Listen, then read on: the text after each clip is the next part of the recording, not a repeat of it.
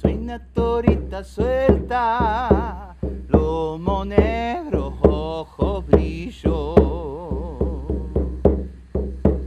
Soy una torita suelta, lomo negro, ojo brillo. Tengo toritas ganas de sol, de sol. Tengo toritas ganas de sol, de sol. Soy una torita suelta y ahí suelta es donde mejor soy, mejor soy. Ahí suelta es donde mejor soy, mejor soy. Ahí suelta es donde mejor soy.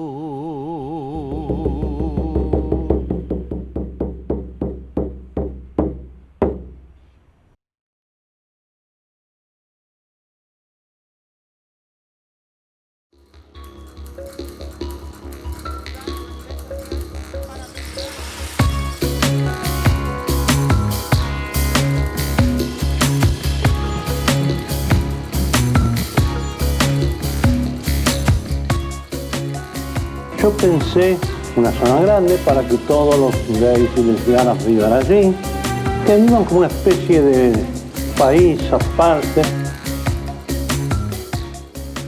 En nombre de esta especie de religión secular de los derechos humanos, se niega el derecho fundamental a la vida. La Iglesia tiene un papel preponderante como herramienta obstaculizadora utilizada por los centros de poder.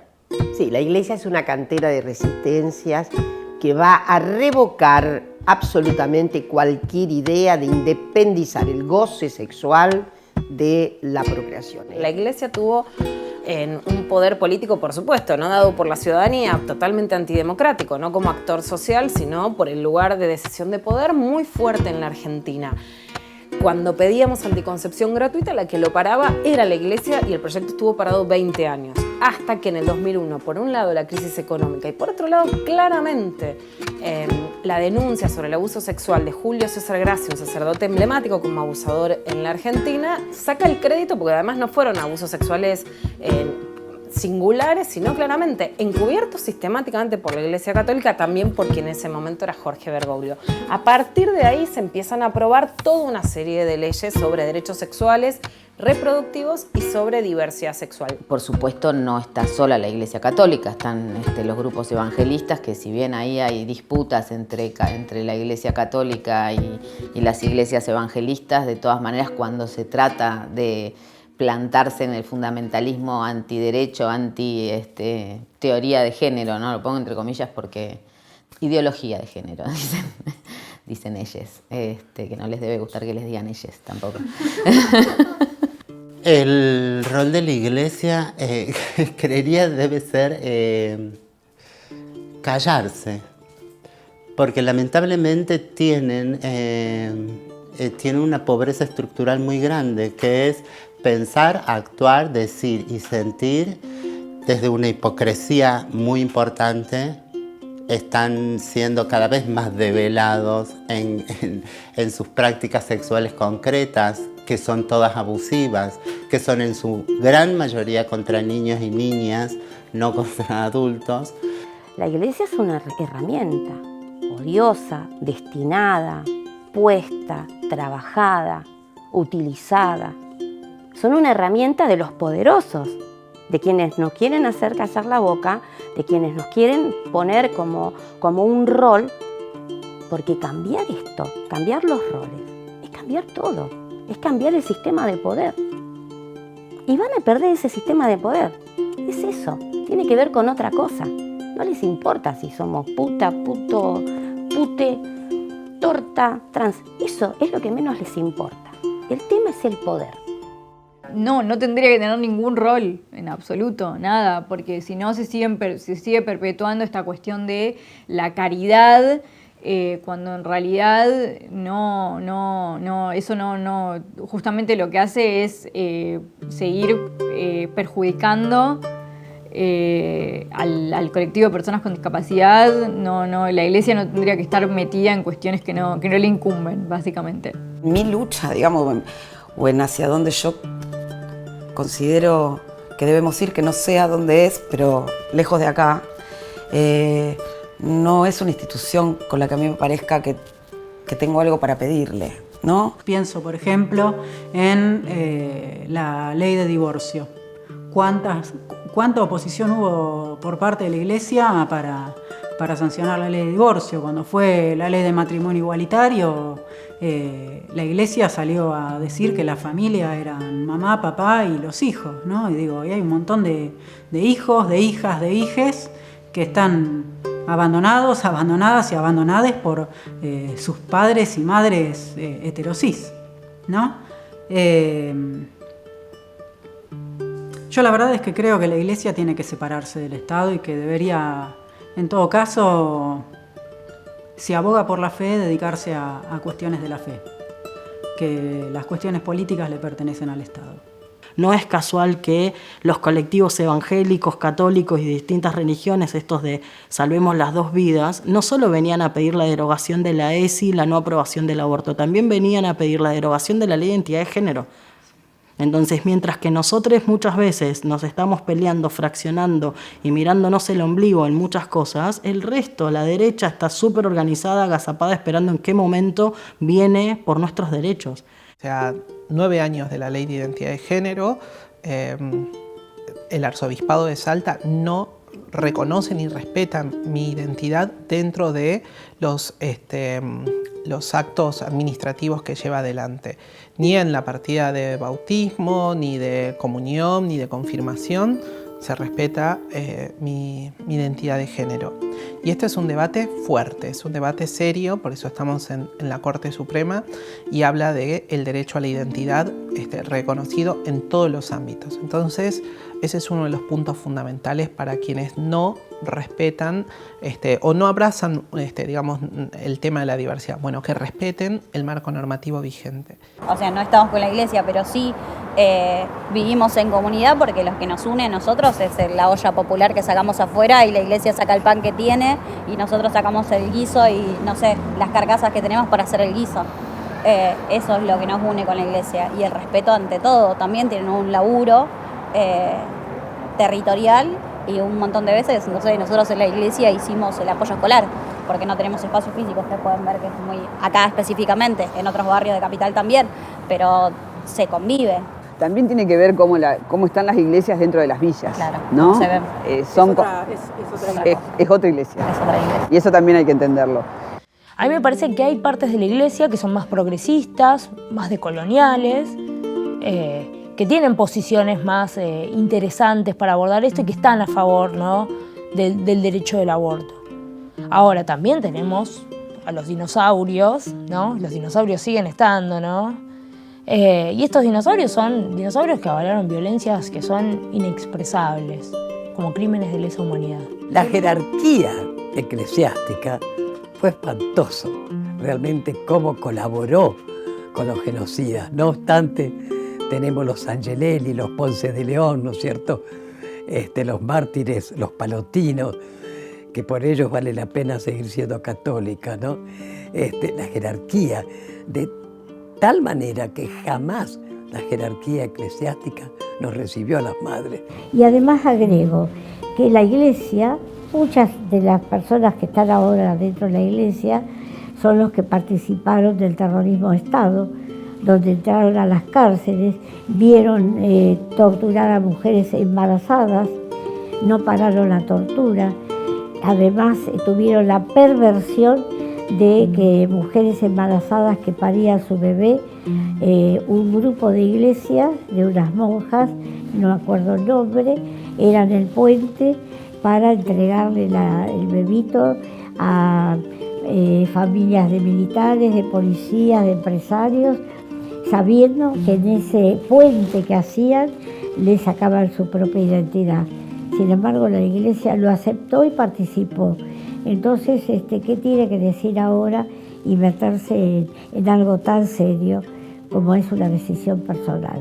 La Iglesia es una institución que ha estado atrás o de la mano de instituciones tan perversas como fue la esclavitud. Digo, en su momento la Iglesia no puso ninguna resistencia, todo lo contrario. Las mujeres, las diversidades, las personas no blancas hemos sido perseguidas por esta institución, ¿no? Ha sido cómplice, no solamente de la esclavitud en siglos pasados, ha sido cómplice de dictaduras. Digo, me parece que la Iglesia no tiene nada que hacer en un campo, como decía Bruna, sobre todo específicamente con el tema del aborto, que es una cuestión de acceso a la salud integral, es una cuestión de acceso a derechos. La Iglesia no tiene ni que opinar, ni que decir nada, sobre todo con la historia que tiene de haber sido cómplice hasta de genocidios, digo, en el sentido de la esclavitud. Ha sido uno de los primeros genocidios de la modernidad que no está reconocido como tal, y la Iglesia tuvo su participación, así que, en mi opinión, a la Iglesia a un costado.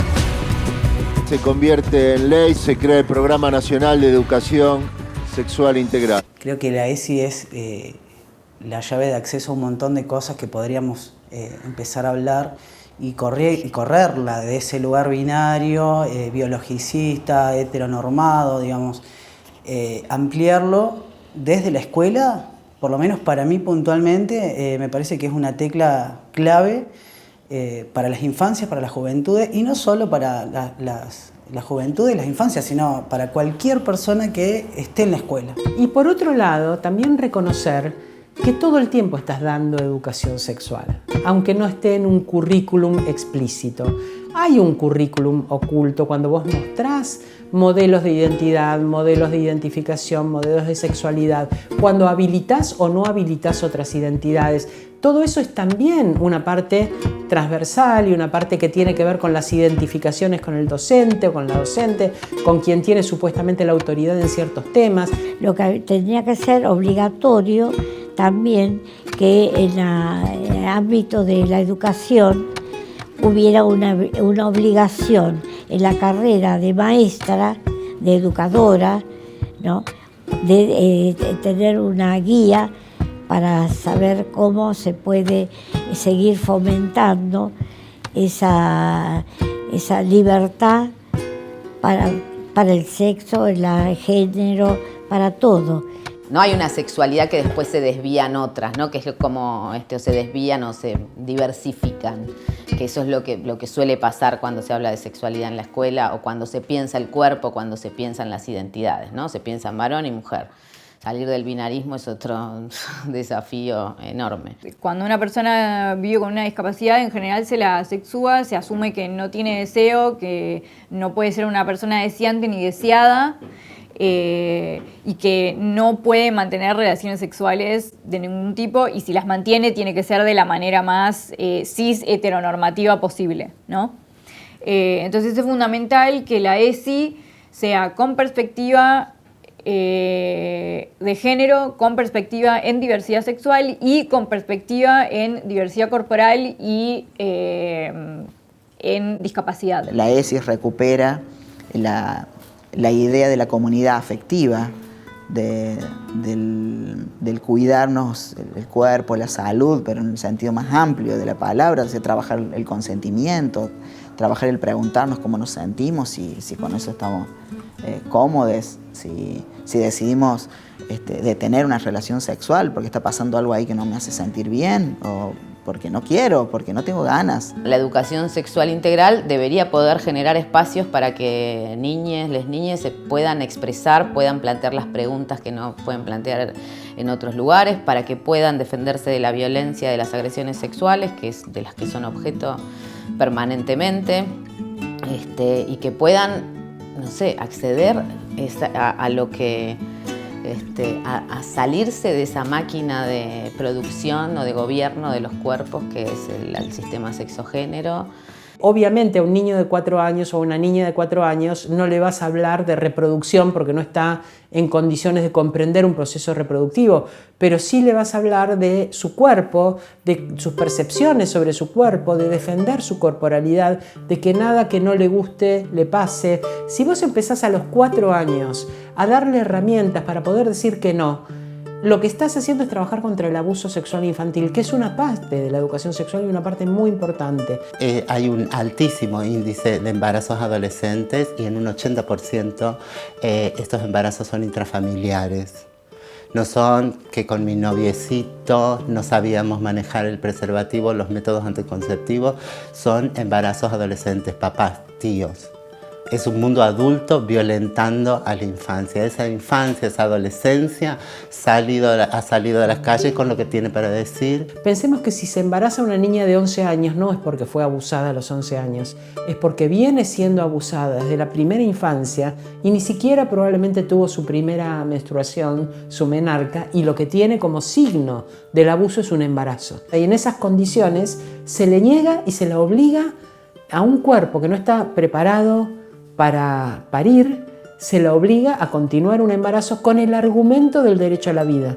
Es decir, si sos embrión, tenés un derecho a la vida y tengo que considerarte un ser humano trascendente. Si nacés y sos una mujer, sos un objeto y tu trascendencia se perdió y estás para el uso de cualquier deseo de un varón y vamos a hacer de tu vida lo que queramos. Ese es el mensaje que nos dan las mujeres, junto con el mensaje de impunidad sobre los abusadores, los violadores, etc. Es cierto que una ley, entre la ley y los hechos hay un largo trecho y una ley no garantiza como que se vaya a cumplir de la manera que queremos, pero sí abre la conversación y me parece que lo más interesante de la ESI, en tanto ley y en tanto se cumpla, es poder abrir espacios de conversación con les pibes en la escuela y en todas las aulas, y eso me parece lo más valioso para el tema que sea. Digo, se puede tratar, vos lo sabés bien, todos los temas a partir de la ESI, pero me parece eso, posibilitar espacios de conversación de temas que dejen de estar en el closet, de todos los temas.